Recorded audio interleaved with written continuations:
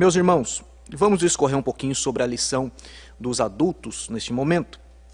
Como eu havia dito para os irmãos,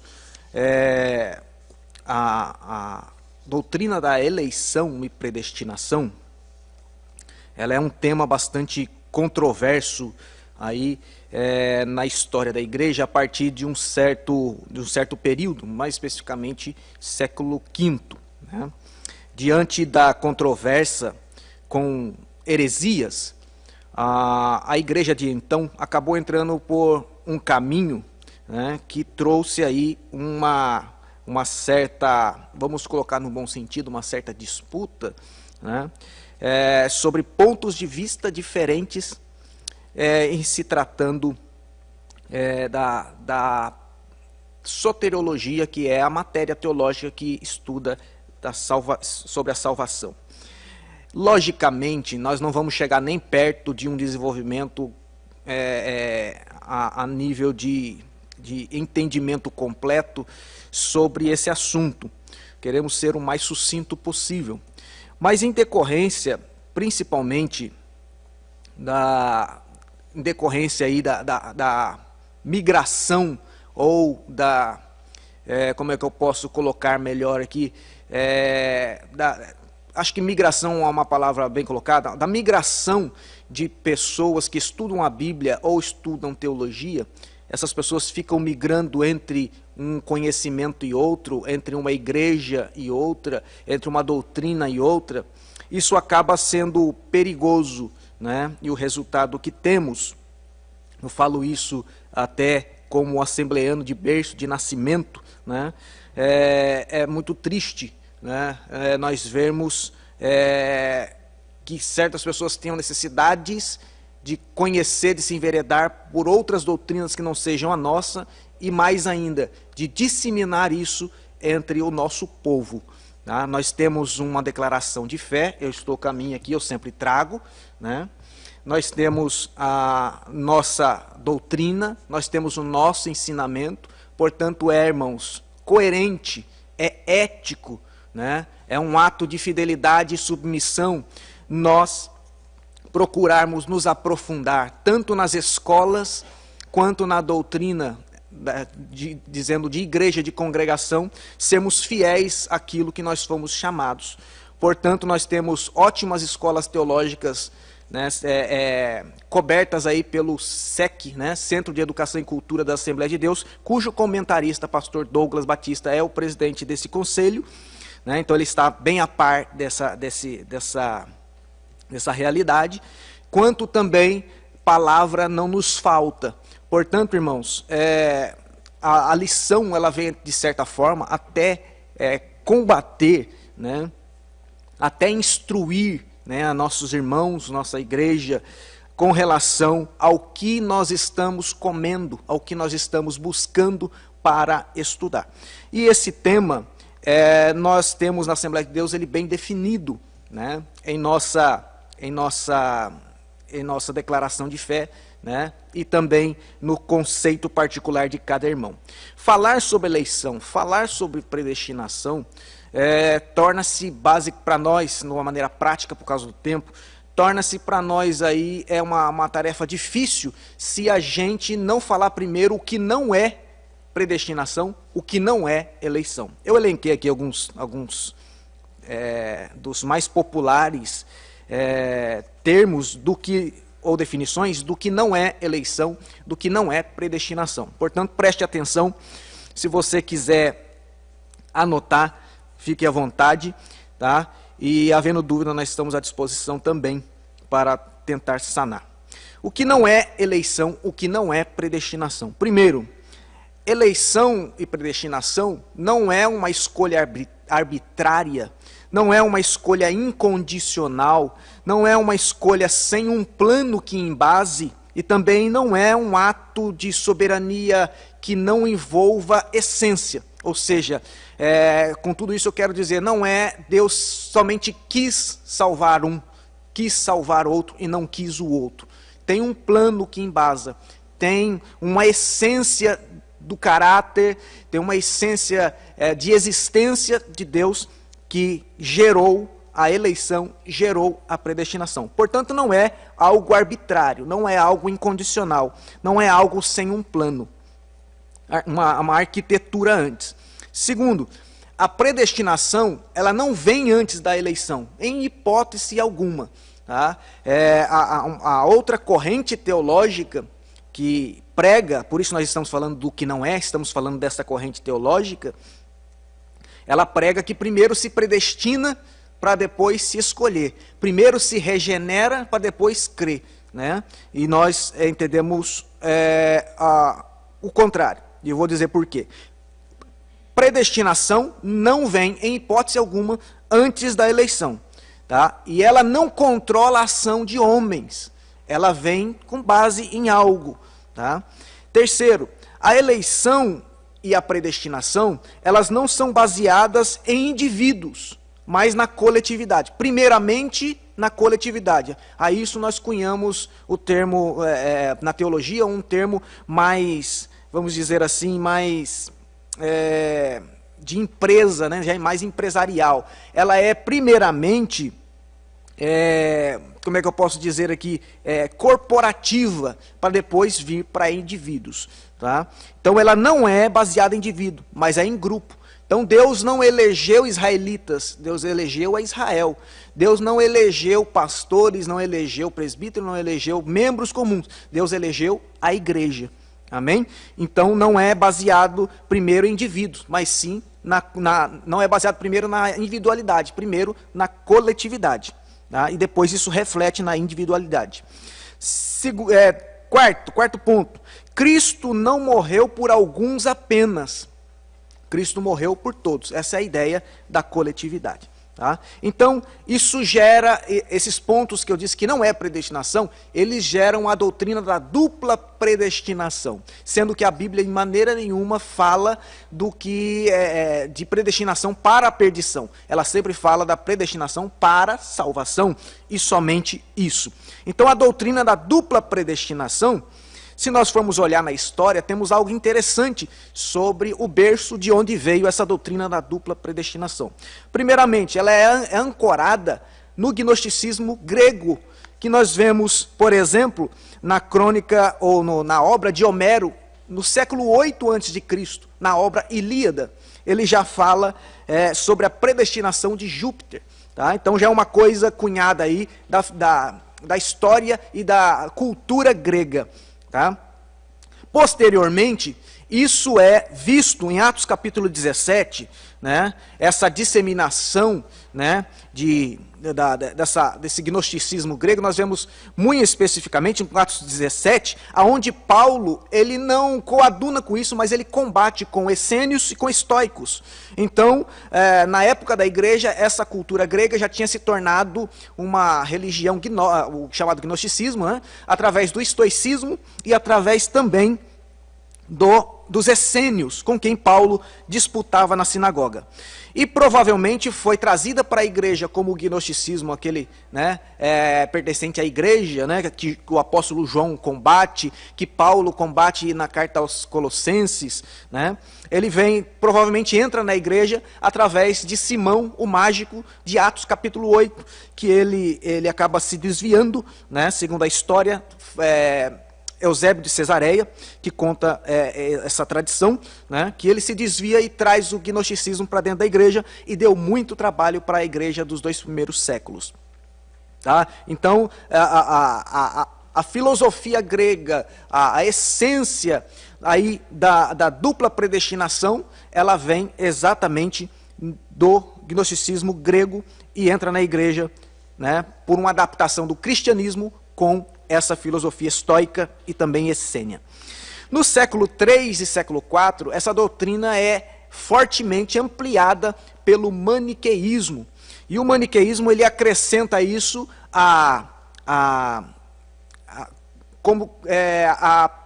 matéria, né, a filosofia de que a matéria é essencialmente má, né, puxando diretamente do gnosticismo, né, e que o homem nada vale. Né? Interessante notar que dentro do maniqueísmo sai o homem que vai sistematizar a dupla predestinação, ou seja, o chamado Santo Agostinho, bispo de Hipona, lá no norte da África. Tá? Então, Agostinho sistematiza, a partir da disputa com Pelágio, né, que alega, né, hereticamente, que o homem ele se salva por si só, né, ele acaba enveredando, né, após disputa também com Fortunato, um maniqueu, ele acaba aí misturando, fazendo uma mistura de cristianismo com maniqueísmo, originando então aí o dogma da dupla predestinação, século IV. Quero lembrar também os irmãos que essa doutrina ela foi condenada no sínodo ou no concílio de Orange em 529 depois de Cristo. Tá? Com muitos e horrendos anátemas foi condenada essa doutrina da dupla predestinação, aonde Deus predestina uns para a vida e outros já nascem predestinados para a condenação eterna. Mesmo assim, essa doutrina fica invernada por 1000 anos e na Reforma Protestante ela acaba sendo puxada por Martinho Lutero, que era monge agostiniano, né? Ele ressuscita essa doutrina novamente, e a partir dele Calvino, e a partir daí então as igrejas históricas, algumas delas, eles vêm, incorporam a Reforma Protestante baseado, né, nessa dupla predestinação. É bom lembrar também que essas igrejas históricas não são as únicas, né, igrejas reformadas. Nós, por exemplo, também fazemos parte da reforma por coadunarmos com a teologia que difere, né, por exemplo, de Calvino, que é a teologia de Armínio, ainda que nós, a Assembleia de Deus, não seja oficialmente considerada arminiana, segundo a fala do nosso pastor Ezequias Soares, presidente da comissão que relatou, da comissão que fez a declaração de fé. Amém? Portanto, irmãos, a doutrina da dupla predestinação, ela não tem respaldo algum nas Escrituras. Mas nós não vamos aqui gastar tempo falando sobre a doutrina da dupla predestinação. Afinal de contas, nós não cremos nisso. Vamos para a predestinação bíblica, aquilo que a Bíblia fala, né? Aquilo que prega também uma das bases, né, da Reforma Protestante, sola Scriptura, em sua essência. Primeiro, predestinação divina, ela, segundo a lição nos transmite, ela é baseada na presciência divina. Presciência é um conhecimento prévio, né? Romanos 8:29 diz assim: porque, deixa eu achar aqui, porque aos que dantes conheceu, também os predestinou para serem conformes à imagem de seu Filho, a fim de que ele seja o primogênito entre muitos irmãos. Essa expressão grega é prognosco e diz sobre conhecer de antemão. Mas também Efésios 1:4, que é o nosso texto áureo, ele diz o seguinte, desculpe-me, 1 Pedro capítulo 1, verso 2, diz que nós somos eleitos segundo a presciência de Deus. Efésios 1:4 nos diz que Deus nos elegeu antes da fundação do mundo. Olha as expressões que Paulo usa. 1 Pedro capítulo 1, verso 20, diz a respeito do sangue de Cristo que ele foi conhecido antes da fundação do mundo. E Apocalipse capítulo 13, verso 8, diz com relação aos ímpios, que eles não foram, eles adoram a besta porque os seus nomes não foram escritos no livro da vida antes da fundação do mundo ou desde a fundação do mundo. Tá? Livro da vida do Cordeiro que foi morto antes da fundação do mundo. Ora, irmãos, trazendo a ideia de eleição e predestinação, que nós nem entramos ainda, e trazemos a ideia da presciência divina, nós entendemos que Deus, por características incomunicáveis que ele tem em sua essência, em seu ser, sendo ele autoexistente, né, não tendo sido um ser criado, sendo ele o símbolo da perfeição, contendo ele, né, o atributo omni, que é todo, né, poder, todo conhecimento, né, e estando em todos os lugares, isso gera em Deus não um espaço de tempo, porque ele é eterno, isso gera em Deus um eterno agora. Ou seja, eu posso olhar, né, para os irmãos que estão aqui ao meu lado, né, em Um de cada vez. Eu posso me virar para a minha esquerda e olhar para o irmão Marcelo, e posso olhar para a minha direita e olhar para o irmão Fabiano. Mas eu só vou enxergar um de cada vez. Se isso fosse Deus que estivesse aqui no meu lugar, né, ele olharia para o Marcelo e enxergaria o Marcelo como uma pessoa, ou Jesus, né? Ele enxergaria o Marcelo como uma pessoa distinta, mas também enxergaria o Marcelo com os olhos do Vitor, que está aqui na direção, e enxergaria o Marcelo com os olhos do próprio Marcelo. Isso porque ele conhece todas as coisas, ele está em todos os lugares e ele tem todo o poder. Isso gera em Deus a chamada presciência, um conhecimento de tudo quanto vai acontecer, hoje, amanhã ou ontem. É por isso que na Bíblia, por exemplo, Hebreus capítulo 13, se não me falha a memória, né? Disse, Jesus Cristo é o mesmo, ele não era o mesmo. Ele é o mesmo, ontem, ele é hoje, ele é eternamente. Ele não será eternamente, ele é. Jesus ensinando, né, ou falando, né, numa das suas pregações, ele diz, ainda antes que Abraão existisse, eu não era, eu sou, né, porque ele já existia antes de Abraão. Então Jesus, ele é eterno, Deus é eterno, o Espírito Santo é eterno. Isso gera uma presciência, e dentro dessa presciência, o que acontece? Deus, ele contempla a criação, ele contempla a queda, ele contempla o plano redentor, ele contempla aqueles que serão salvos, perseverarão. Por isso, a nossa verdade prática é feliz em ressaltar que, segundo a presciência, Deus elegeu e predestinou para a salvação os que creriam e perseverariam até o fim em Cristo Jesus. Portanto, quando falamos em eleição, falamos daqueles que serão salvos, da igreja de Deus que vai subir. Amém? Portanto, a presciência divina, ao contrário do que sugerem a outra escola teológica, ela é constatativa. Deus olha, sabe o que vai acontecer, e mesmo sabendo o que vai acontecer, ele não interfere no curso da história, porque ele deu ao homem, na composição do homem, uma coisa chamada arbítrio, poder de decisão.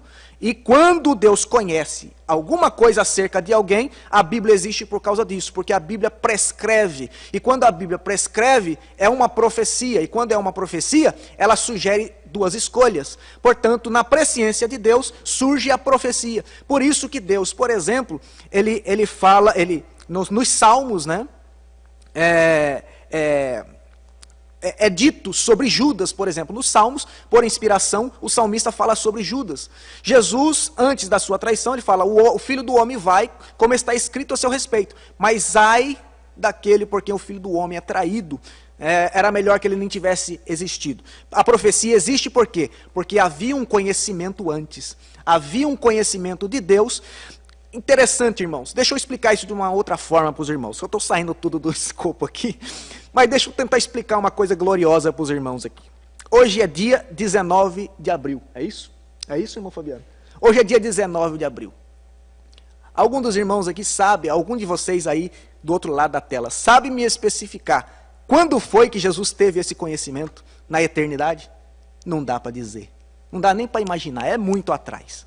Mas eu posso dizer para os irmãos que lá na eternidade, milhões, zilhões de anos atrás, porque ele é eterno, ele não tem anos, né? Não tem aí espaço de tempo e de idade. Imagina aí que fosse 100 trilhões de anos atrás, né? Ele já estava aqui nessa escola dominical hoje. Ele já estava com você no dia de hoje. Amém? É isso que é o conhecimento. Por isso que ele sabe de todas as coisas. Ele já estava olhando com seus olhos, ele já estava pensando com o seu pensamento. Isso foi falado aqui dos jovens, foi falado também para a classe dos adolescentes. Ele sabe o que vai no coração. Isso desde a eternidade, ele já sabe. Amém, irmãos? Então a presciência é constatativa e não determinativa. Tá? Ela contemplou o erro, lá na essência, antes da criação do homem, ela contemplou o erro, a queda do homem, e nem por isso Deus interveio. Ele só fez o quê? Colocar a prescrição. Você tem a opção de comer e tem a opção de não comer. Não coma. Não coma. Né? Ele não interferiu. A dupla predestinação diz que Deus não somente permitiu, como também ordenou a queda. Isso faz com que Deus seja diretamente o autor do pecado e do mal. Por isso nós cremos que não tem base bíblica e por isso nós cremos que é uma doutrina errônea. Tá? Deus contemplou o erro. Deus contemplou a preparação. Isso é o que diz, né? em 1 Pedro capítulo 1, verso 20, que o sangue de Cristo foi conhecido com efeito antes da fundação do mundo. Porque quando Deus constatou que o homem ia cair, já proveu o meio de restauração. Amém? Conheceu o erro, conheceu a preparação, conheceu também a filiação. Deus diz, aquele que no sangue do meu filho for lavado, aquele que eu olhar para ele e enxergar a Cristo, esse vai ser eleito, esse vai ser predestinado. A isso nós chamamos, cunhamos teologicamente, como providência ou provisão divina, ou mesmo o plano da salvação. É isso que nós explicamos para todos quantos são evangelizados. Amém? O plano da salvação, que Deus contempla a queda, Deus contempla a restauração e Deus contempla o futuro daqueles que hão de crer em Cristo e estar com Ele para sempre. Amém? Irmãos, então, em segundo lugar, a eleição, para nós entendermos a eleição, nós temos que entender que ela começa em Cristo. Ela não começa num crente, ela não começa num servo, ela começa em Cristo, que é chamado o próprio servo. Em Mateus 12 e 18, citando Isaías 42 e 1, nós temos o seguinte, deixa eu ler isso aqui, que é bastante curioso. A eleição, ela começa em Cristo. Então, antes de todas as coisas, Deus elege Cristo. Sabendo, nem tendo criado homens, nem tendo criado anjos, Deus elege Cristo. Cristo como meio, Cristo como o caminho. Mateus capítulo 12, verso de número 18. Citando aí Isaías 42 e 1. Diz assim, verso 18. Eis aqui, deixa eu ler o 17 para dar contexto. Para que se... 16. E recomendava-lhe rigorosamente que não os descobrissem, para que se cumprisse o que fora dito pelo profeta Isaías, que diz, eis aqui o meu servo que eu escolhi, o meu amado em quem a minha alma se compraz. Porei sobre ele o meu espírito e anunciará aos gentios o juízo. Amém? Portanto, Deus escolhe a Cristo. Diante dessa premissa que a eleição começa em Cristo e que Ele é o meio da salvação, Ele mesmo vai dizer, eu sou o caminho, a verdade e a vida. Para ser predestinado, nós já vimos o que é eleição, e para ser um predestinado, ou seja, como eu disse no começo, a predestinação não vem antes da eleição. Ao contrário disso, nós cremos que a predestinação segue a eleição, é filha da eleição. Então, primeiro se é eleito, para depois ser predestinado. E para ser predestinado, primeiro, como eu já disse, tem que estar em Cristo, tem que ser eleito. Então, para ser predestinado, tem que estar em Cristo. 2 Coríntios, capítulo 5, verso 17, diz, aquele que está em Cristo. Olha que interessante.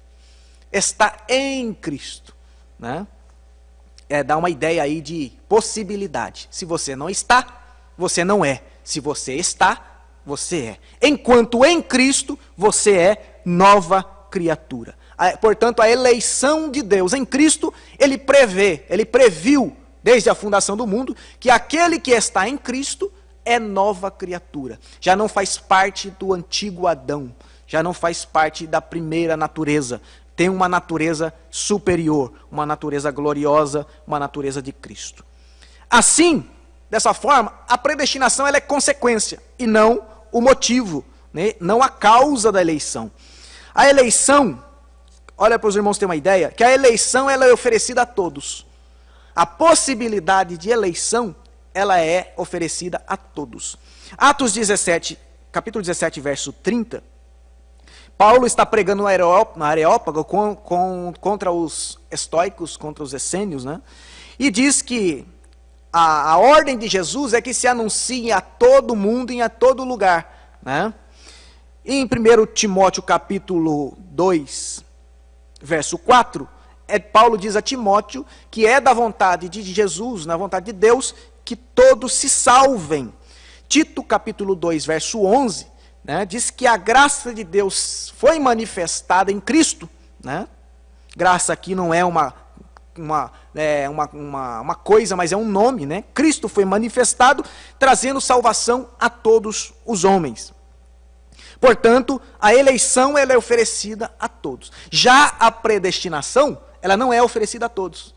Ela é oferecida somente aos que creem, os chamados eleitos. É isso que Pedro diz na sua primeira carta, capítulo 1, verso 2, e por isso nós não podemos interpretar o texto todo por apenas uma palavra, e sim sobre o seu contexto imediato, contexto médio e contexto mais amplo. Nesse caso, o contexto está diretamente, nós que conhecemos um pouco a doutrina, o contexto está imediatamente no mesmo verso. Diz assim: eleitos segundo a presciência de Deus Pai, em santificação no Espírito. Olha aí agora de onde vem a eleição. Para a predestinação, né? Para a obediência e aspersão do sangue de Cristo. Quem que é obediente? Aqueles que deram ouvidos ao Evangelho. E quem que é o aspergido? Aquele sobre quem o sangue de Jesus teve eficácia. Portanto, a predestinação não é aplicada a todos, senão aqueles que creem. Paulo diz que se com o coração crer e com a boca confessar, será salvo. Esse termo salvo já implica em si a aplicação do sacrifício de Cristo. É isso que os nossos irmãos, né, reformados, como se diz, né, não entendem. Para eles, se Jesus morreu por todos, logo todos teriam que ser salvos. Não, de maneira nenhuma. Né? De maneira nenhuma. Isso cai num outro erro, que é o universalismo. Cristo morreu por todos, mas a aplicação do sangue dele, ou seja, a eleição, a predestinação, né, é aplicada aos que creem. Até mesmo a eleição também é aplicada aos que creem. Tá? Portanto, quando fala dos eleitos, fala da coletividade. Né? Quando fala da predestinação, fala da coletividade e também da individualidade. Logo, é muito feliz, né? Um pastor evangelista da televisão, quando ele fala assim: a eleição contempla a igreja. Quem está na igreja, sobe. Quem não está na igreja, fica. E essa igreja não é o templo, não é as quatro paredes, senão a igreja mística, o corpo de Cristo. Amém, irmãos? A eleição, terceiro tópico aí, a eleição e predestinação, ela requer 3 atitudes da parte do homem. Logicamente que amparado, iniciado, sustentado, né, e alimentado pela graça divina. Mas só pode ser eleito e, consequentemente, predestinado aquele que primeiro crê. O primeiro ingrediente para ser eleito é ter fé. A palavra ela é falada, né, e o profeta Isaías diz: quem creu na nossa pregação e a quem se manifestou o braço do Senhor. É engraçado que essa própria fala do profeta, essa própria profecia, que se reflete diretamente a Cristo, segundo Atos capítulo 8, ela pergunta e já responde: quem creu na nossa pregação e a quem se manifestou o braço do Senhor? O braço do Senhor se manifestou a quem creu em nossa pregação. Amém? Então, o braço do Senhor ele é a favor daqueles que creem. Logicamente que quando a pessoa crê, isso gera nela uma aversão à sua antiga natureza, uma aversão ao pecado. Portanto, vem o arrependimento. Então, o segundo ingrediente para a eleição e predestinação é arrependimento. E em terceiro lugar, a perseverança. Não adianta crer, não adianta se arrepender, se não perseverar. Amém? E nisso a Bíblia é abundante em referências. E a nossa verdade prática, mais uma vez, para ficar bem cunhado aí na mente e no coração dos irmãos, que segundo a presciência de Deus, segundo a sua presciência, Deus elegeu e predestinou para a salvação os que creriam e perseverariam na fé em Cristo Jesus. Por fim, irmãos, para nós terminarmos, que já avancei bastante, o que diz nossa declaração de fé acerca da eleição e acerca da predestinação? Os irmãos que têm a declaração em capa dura, é a página 110, capítulo 9, tá? Sobre a salvação, que versa sobre a salvação. E quem não tem, adquira um. Eu penso que é dever de todo crente todo assembleiano ter um exemplar da sua declaração de fé, da nossa declaração de fé, na sua casa. Tá, irmãos? Uma questão de cultura cristã, cultura denominacional, por que não assim dizer. Diz assim, eu só vou ler, tá, irmãos? Não vou explicar. A predestinação genuinamente bíblica diz respeito apenas à salvação, sendo condicionada à fé em Cristo Jesus e estando relacionada à presciência de Deus. Quero grafar aqui, diz respeito apenas à salvação, não a atos, tá? Senão fica fácil. Eu peco, foi porque Deus mandou, né? Fica muito fácil, tá? Portanto, a predestinação dos salvos é precedida pelo conhecimento prévio de Deus daqueles que, diante do chamamento do Evangelho, recebem a Cristo como seu Salvador pessoal e perseveram até o fim. Porque está escrito, aquele que perseverar até o fim será salvo. Mateus 24:13. A graça de Deus é manifestada salvadoramente, maravilhosa, perfeita, entretanto, não é irresistível. Isso diz também sobre a eleição incondicional. Eu vou salvar, pronto, né? A doutrina que prega, né, não só uma vez salvo, salvo para sempre, mas também que se Deus predestinou no passado que você vai ser um eleito, um dia você vai ser eleito. E a pessoa pode viver no pecado o tempo todo. De alguma forma, antes da morte, ele vai ser salvo por Deus. Então não tem a mínima lógica bíblica, né, e a mínima coerência. Tá? E daqueles que não são eleitos, não importa o que você faça. Pode vir na igreja, pode ser do reteté, pode falar língua estranha, pode ser o que você quiser. Se não é eleito, no céu não entra, né? Então é complicado. Amém, irmãos? Entretanto, não é irresistível, pois não são poucos os que, ignorando o evangelho de Cristo, resistem ao Espírito da graça. Isso foi uma fala de Estevão, no capítulo 7 de Atos, se não me falha a minha memória. A graça divina tanto salva, quanto nos preserva a alma neste mundo corrupto e corruptor. A fé precede a regeneração, porque pela graça sois salvos por meio da fé, isso não vem de vós, é dom de Deus. Quem crê e for batizado será salvo, mas quem não crê será condenado. Percebe, irmão, a discrepância? Nós cremos que a fé precede a regeneração. E a doutrina da dupla predestinação, ela assevera que a regeneração precede a fé. Então, há uma inversão de ordens na coisa, isso muda toda uma doutrina. Mas, por ser uma doutrina extremamente difícil, não é fácil de se entender, né? Paulo acha por bem trazer essa doutrina aos Efésios, falando da composição da igreja. E como igreja, nós temos que ter a plena certeza da nossa história para dizer, segundo Pedro disse, não me falha a memória, para que possamos responder com paciência acerca dos questionamentos acerca da nossa fé, a razão da nossa fé. Portanto, você agora sabe, os que não sabem estão sabendo, os que tinham dúvidas, espero ter sanado, acerca da eleição e da predestinação segundo a presciência de Deus, o que é uma coisa maravilhosa de nós tentarmos nos enveredar por este caminho, conhecermos a nossa origem, né? Conhecermos a nossa raiz, porque uma árvore sem raiz, ela não sobrevive, né?